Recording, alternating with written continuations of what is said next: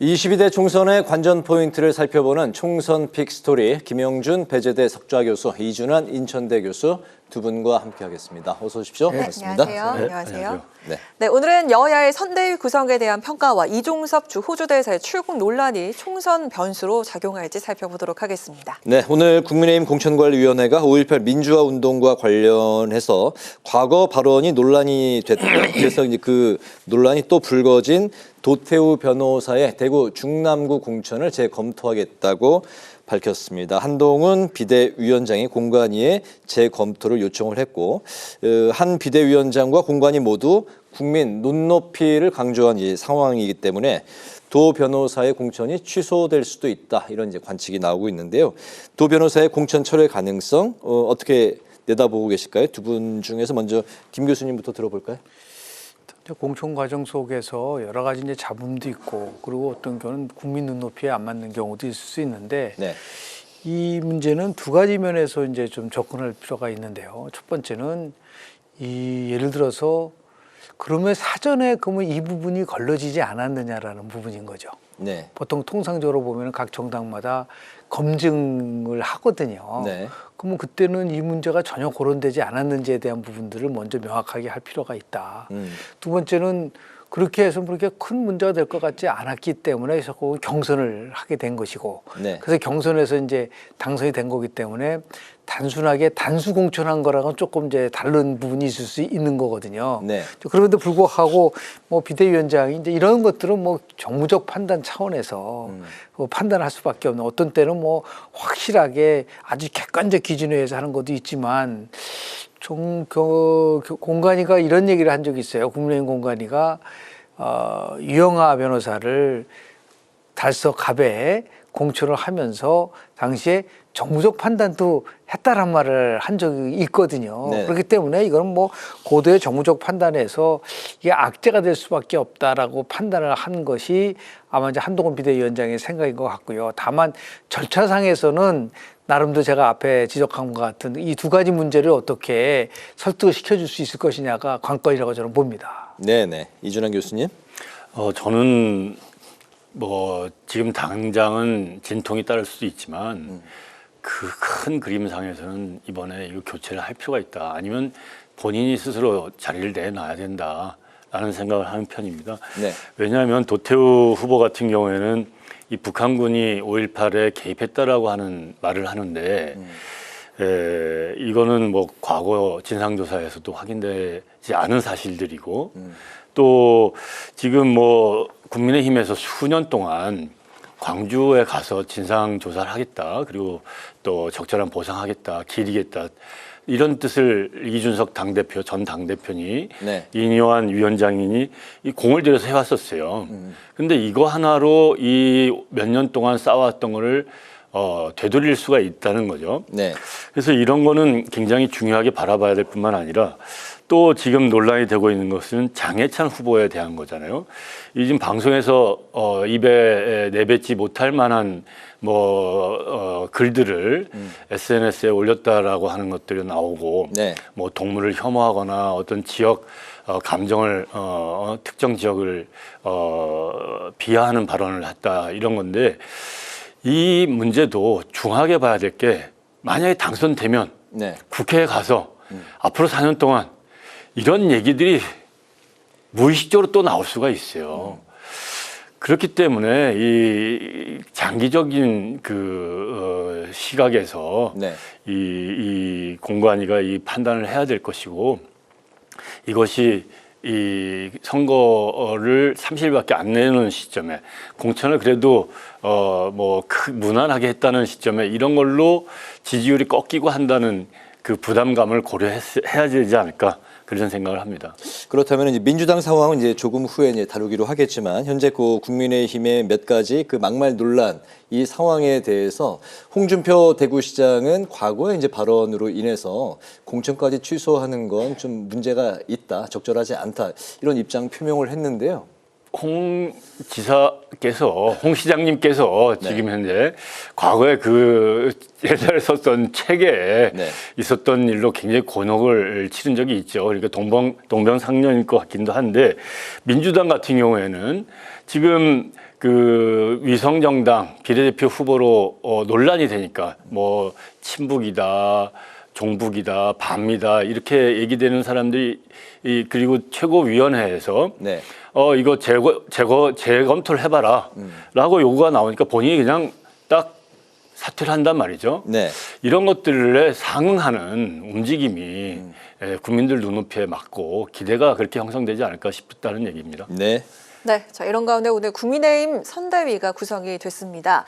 총괄 선대위원장은 한동훈 비대위원장이 원톱이 됐고요. 나경원 전 의원 그리고 안철수 의원, 윤재욱 원내대표, 원희룡 전 장관까지 공동 선대위원장에 위촉이 됐습니다. 김용준 교수님께서는 이번 이 선대위 구성을 좀 어떻게 평가를 하시는지 들어볼까요?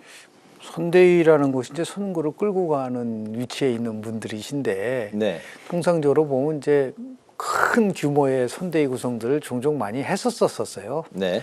근데 이제 지금 이제 국민의힘은 한동훈 비대위원장 원톱으로 하고 그 밑에 뭐 서울은 나경원, 인천은 뭐 원희룡, 경기는 안철수 이렇게 이제 분담을 해가지고 하겠다라는 그런 그 포부를 얘기를 한 것 같은데요. 그런데 실은 공동선대위원장으로 지금 이제 거론되고 있는 분이 인요한 네. 국민의 미래 아마 공천 신청을 비공개로 한 거로 알고 있는데요.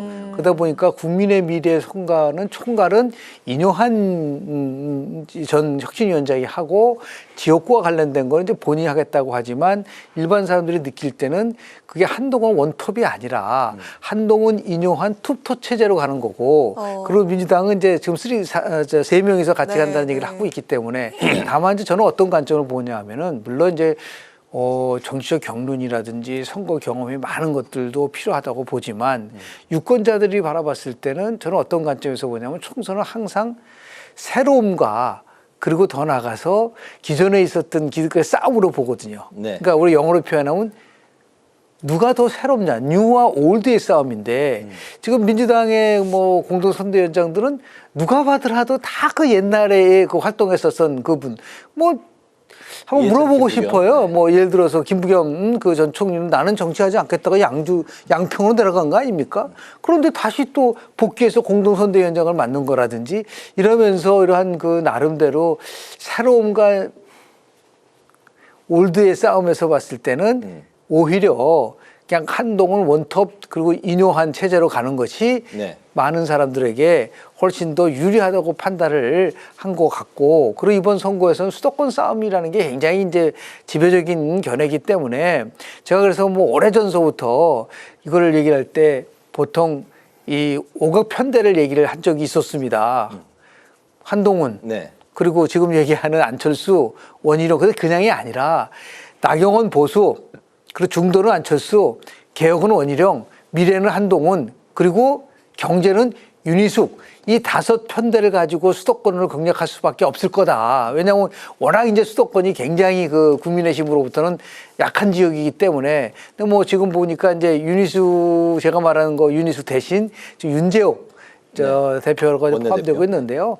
결국 이제 선대위가 어떤 큰 역할을 한다는 것보다도 일반적인 상징성에 대한 문제이기 때문에 어느 쪽이 더 국민들에게 상징성을 더 부여시킬 수 있을 것이냐라는 그런 싸움으로 갈 수밖에 없지 않겠나 생각을 좀 하게 됩니다. 네. 이 지명이 완료된 상황이 아닌가요? 인요한 전 비대위원장의 합류도 아직까지 아니요 비공개로 했기 비공개로. 때문에요. 아. 합류된 게 아니라 지금 들리는 말에 의하면 만약에 인용한 전 혁신위원장이 국민의 미래 비례대표로 신청을 해서 네. 만약에 당선권 안에 들어간다든지 하게 됐을 때는 당연히 뭐 거기 위원장을 맡지 않겠느냐라는 얘기를 하고 있기 때문에 그런 경우에를 가상을 할 때 네, 그 네. 투톱 체제로도 전환될 수 있다라는 말씀을 좀 드리고 싶습니다. 네. 네. 저는 뭐 한동훈 위원장이 원톱으로 가는 게 굉장히 자연스럽다고 생각해요. 일단 선거 자기가 불출마를 했고 전국을 돌아다닐 수가 있고 재판 가는 일도 없지 않습니까? 네. 그리고 지금까지 이 성적이 괜찮아요. 뭐 효과가 없다라면 교체를 할 수 있지만 지금 전투력도 좋고 또 메시지 전달력도 있고 또 이재명 당대표하고 상당히 많이 대조가 되는 그런 상황이기 때문에 또 세 번째로 꼽을 수 있는 것은 지난 한두 달 동안에 한동훈 위원장으로 인해서 정권 심판론이라고 하는 그 전선이 좀 희석화됐다. 그런 효과도 있기 때문에 상당히 자연스럽다고 보이고요. 네. 그런데 이제 또 한편으로는 여러 사람을 당대표, 이 위원장으로, 공동위원장으로 놓다 보면 메시지가 다를 수가 있고, 또 조금, 이렇다 보면 이 선거를 진두지휘하기가 쉽지 않은 건데, 아주 어저께 오늘 사이에 이 한동훈 위원장이 한 얘기가 저는 귀에 딱 들리는 게, 자기가 이 선거 지휘하라고 불려 나온 당대표다. 네. 이런 얘기를 아주 당차게 했어요. 한 달 전에 사퇴하라고 했는데 나 거부했다. 이런 거하고 굉장히 그 비중 있는 얘기로 저는 들렸는데, 이게 아무래도 자기가 이 선거는 뭐 책임지고 하겠다. 그리고 난 준비돼 있다. 그리고 당 대표고 앞으로도 난 한다. 이런 게 담겨 있었던 그런 거라고 저는 보였습니다. 네, 알겠습니다. 민주당 상황으로 보면 오늘 총선 선대위를 이제 정식으로 이제 공식으로 출범시켰는데요. 이재명 대표, 이해찬 고문, 김부겸 전 총리까지 통합형 선대위를 구성하기로 했습니다. 또 임종석 전 실장이 선거에서 중요한 역할을 맡게 될 거다. 이렇게 이제 밝히기도 했는데, 민주당 선대위 구성이 이번에 그 민주당 공천 과정에서 이제 불거져 나온 친명 횡재, 비명 횡사 이런 그 당내 개파 갈등을 이제 봉합할 수 있을지 좀 어떻게 보실까요? 그래서 저는 좀 쉽지는 않을 거라고 보여요. 이 국민의힘은 원톱이 가능한데 민주당은 원톱이 할 수가 없어요. 왜냐, 계양구 지역구 선거를 해야 되는데 거기 여론조사에도 오차범위 아니란 말이에요. 네, 이재명 대표요. 그렇죠, 이재명 당대표가. 그리고 재판을 뭐 일주일에 한 번꼴로 가야 되는 상황이고, 게다가 지금 공천도 이렇게 공격을 받았는데 혼자 선거마저 한다라고 했을 때 굉장히 이게 버거운 일이 되는 거죠. 그러다 보니까 같이 하게 된 사람이 그래도 자기를 굉장히 지금까지 대통령 후보에 당대표에 이런 일을 하는데 가장 후원을 많이 해준 이해찬 전 총리가 온 것은 이해가 됩니다. 그런데 투톱을 하면은 너무나 이 올드해요. 이 이해찬 총리가 제가 대학 다닐 때 이해찬 의원이지 지금 몇십 년 전에 이해찬은 지금 저 화면에 나오는 거 보니까 노쇠한 이 상황이 보이는데, 한동훈 그 위원장하고 이 대조가 되겠습니까? 그러니까 이제 저는 그것을 조금 보완하려고 김부겸 전 총리를 모신 것 같은데, 저는 김부겸 전 총리가 전권을 보통 이런 자리는 전권을 요구해요.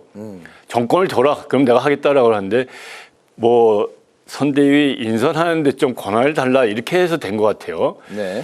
근데 첫 선대위 회의에서 이해찬 전 총리하고 당대표가 정권 교체, 정권 심판론으로 선거를 하겠다라고 하다 보니 김부겸 전 총리는 이게 안일하게 이렇게 해서는 선거 잘 안 될 것이다라고 제동을 걸기도 하는데, 네. 이게 그 사람의 역할일 수는 있을 것 같아요. 근데 이게 어떻게 보면은 이 구색을 맞추는 식의, 그리고 들러리 쓰는 식으로 갈 수도 있지 않을까라고 조심스럽게 보이는 거는, 네. 지금 저런 발언들을 해나갈 수밖에 없는 역할을, 위치를 맡은 건 사실인데, 저렇게 개딸들이 적극적인 지지자들이 저거를 선대위에서 저런 발언들을 하는 것에 대해서 어떻게 평가를 하고 어떻게 대응할 것이냐. 굉장히 이 김부겸 전 총리가 적극적인 목소리를 내기도 어렵고 안 낼 수도 없고, 대변해야 되는데 대변하기는 좀 어렵고, 이런 일에서 앞으로 한 달 동안에 굉장히 시련을 좀 겪지는 않을까라는 좀 안타까운 마음이 좀 들었습니다. 네, 3인 통합형 선대위인데 각자 그 역할 분담이 좀 어떻게 이루어지고, 그리고 임종석 전 실장이 선거에서 중요한 역할을 이제 뭐 맡게 될 거다 뭐 이렇게 밝혔는데, 좀 어떤 역할을 하게 될까요? 글쎄요, 그건 뭐 우리가 예단하기는 어렵지만은 그것도 바로 밑에 공동선대위원장 밑에 또 다른 또뭐 이름을 붙여가지고서 위원장을 만드는 거가 있잖아요. 네. 그러니까 지금 뭐 조금 전에 우리가 경선에 탈락한 뭐 박영진 의원이라든지 아니면 뭐 안민석 의원이라든지 이런 분들도 다 같이 선대위에 포함을 시켜서 통합으로 가겠다고 얘기를 하고 있는데 제가 이제 관심 있게 보는 부분은 뭐냐면 지금 뭐 이해찬 또는 뭐 김부겸 포함해서 이재명 전부 다 포함해서 공통점은 뭔가요?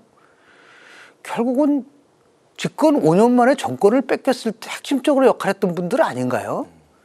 그런데 실제로 봐가지고 지금 상황 속에서 정말 새로운 사람을 통해서 뭔가 우리 민주당이 변화되겠다는 거를 보여주는 게 아니라 결국 다 과거로 돌아가는 거잖아요. 과거에 있었던 사람들로 다 채워지고 그리고 그냥 뭐 공천 파동이 있지만은 그걸 어느 정도 희석화 시키려고 한 사람 자리를 두는 거 이외에 그 이상 이하도 아니지 않느냐라는 부분들입니다. 그 임종석 만약에 전 실장까지 돌아온다면 뭐 문재인 정부 때 핵심적인 사람들이 다 다시 돌아오는 거 아닌가요?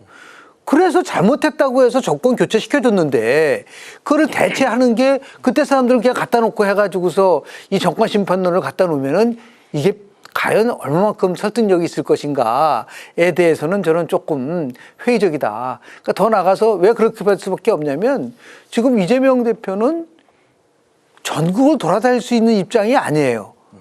예를 들어서 지금도 보면 3월 달에만 재판에 나가야 될 부분이 5번이나 있고 그리고 더 나가서 아마 원희룡 전 장관과의 인천 계양을 싸움이 제가 볼 때 그렇게 만만치 않다고 봅니다. 네. 그거 집중할 수밖에 없는 부분이 있으니까 이제 결국은 분산해가지고서 선대를 치우려고 하는데 그러니까 항상 우리가 얘기하자면 뭐가 새롭냐라는 거죠. 그러니까 저는 보다 전혀 새로운 게 없다. 네. 그대로 과거와 똑같은 형태로 그러니까 2020년도 우리가 총선했을 때 압승했을 때 그 추억을 가지고 이 총선을 치르려고 하는 게 아니냐라고 하는 그런 면에 했을 때 뭔가 좀 그 많은 국민들은 21대 국회보다는 22대 국회가 더 나아지기를 바라고 21대 국회에 대해서 엄청나게 비판을 많이 받은 국회니까 뭔가 새로운 사람들이 들어와서 근데 그 새로운 사람들을 만들겠다고 나온 사람들이 전부 다 올드보이들이 와서 얘기를 한다고 했을 때 그게 과연 얼마만큼 파괴력이 있을까에 대해서는 조금 저는 좀 회의적으로 좀 봅니다. 네. 네, 그 총선 이슈로 급부상할까 하는 논란 하나 잠깐 짚어볼까 하는데요. 오늘 그 민주당이 이종섭 특검법을 당론으로 발의를 했습니다. 해병대고 최상병 사건 수사 외압 의혹으로 수사를 받던 이종섭 주 호주 대사가 호주로 출국을 했는데 이 과정 전반을 밝히겠다는 겁니다. 자, 그러자 국민의힘은 특검법을 남발해서 이걸 총선에 악용하고 있다 이렇게 반박을 했는데 자, 이번 이 논란 어떻게 평가하시는지 좀 길지 않게 들어보도록 하겠습니다. 네, 뭐 충분히 소재는 되는 것 같아요. 뭐 국방부 장관이 임기를 마친 다음에 뭐 퇴직한 다음에 네. 뭐 대사로 가는 경우가 흔하지 않지 않습니까? 근데 뭐 어떤 수사를 받는 피의자 신분이었고 출금도 금방 해제가 되고 형평성 문제도 있을 것이고 왜 하필이면 이런 사람을 대사로 했느냐. 네. 충분히 소재가 되는 건 분명한 것 같아요. 특히 얼마나 빨리 했으면은 뭐 정시 아그레망이 갖춰지지 않아서 그거 받으러 또 다시 돌아와야 된다는 얘기도 있는 것 같고요. 네. 호주 현지에서도 수사를 회피하려고 이 온 대사라고 하는 언론의 보도들도 있다고 하는 걸 보면 네. 가서 외교를 잘할 수 있는지도 염려가 되는 거죠.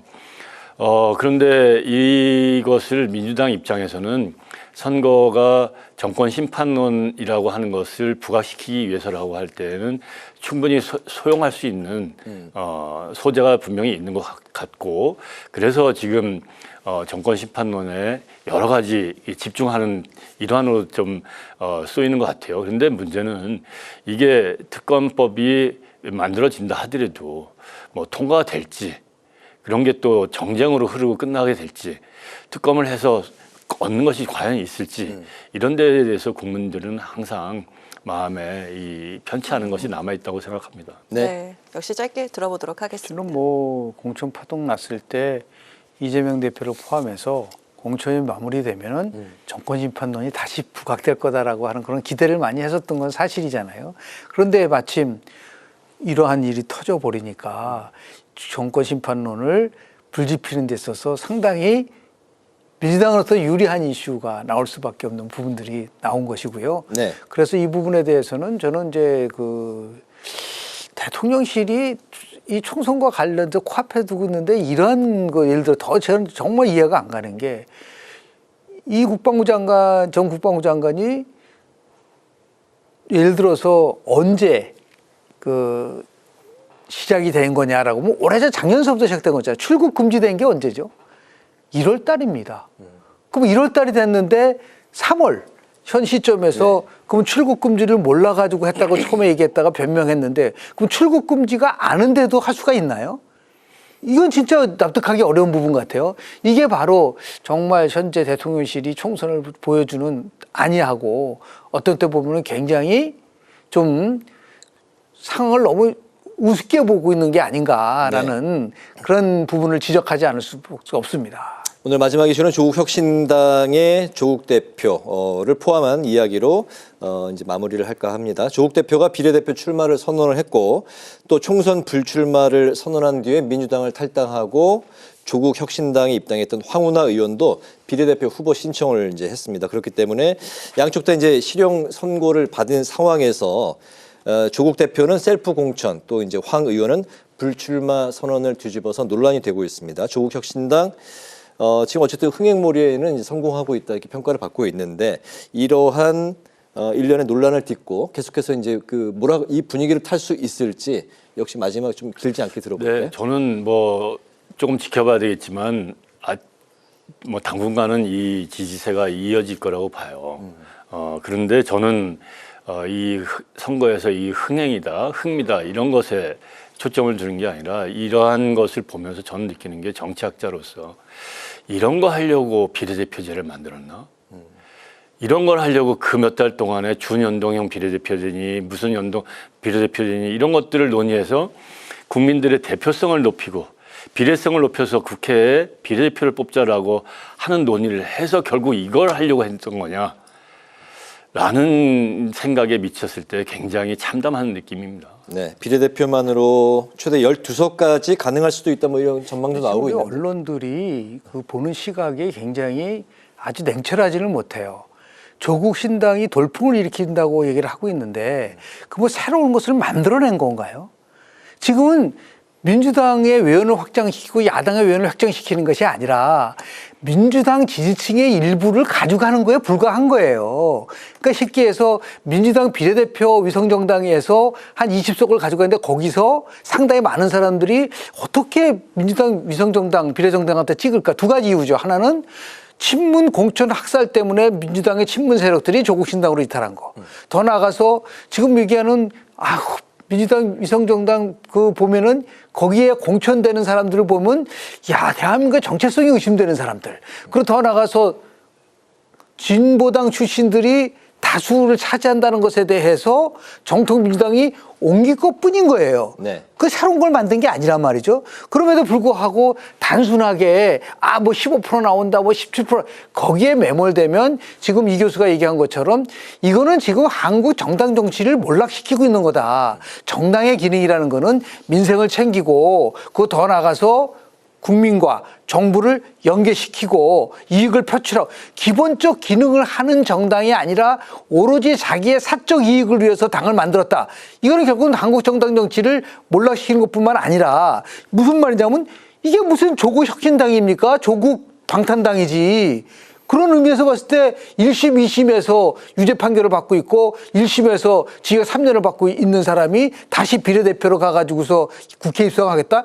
이거는 제가 볼 때는 있어서는 안 돼. 그래서 수없이 얘기했던 위성정당이 만들어서는 안 된다고 정치학자들이 수없이 얘기했는데 그게 결과적으로 나오고 있지 않습니까? 네. 여기에 대한 책임을 누가 져느냐? 결국은 이재명 민주당 대표가 책임을 질 수밖에 없는 것이고 이런 부분 속에서 참담하다고 얘기를 하셨는데 이거는 한마디로 얘기해서 이게 정당이냐라고 얘기할 수밖에 없다라는 말씀을 좀 드립니다. 네. 22대 총선의 관전 포인트를 살펴보고 있는 총선 픽 스토리 오늘 이 시간 또 이제 마쳐야 될 것 같습니다. 지금까지 김영준 배재대 석좌 교수, 이준환 인천대 정치외교학과 교수 두 분과 함께했습니다. 오늘 말씀 잘 들었습니다. 네, 감사합니다. 고맙습니다. 감사합니다.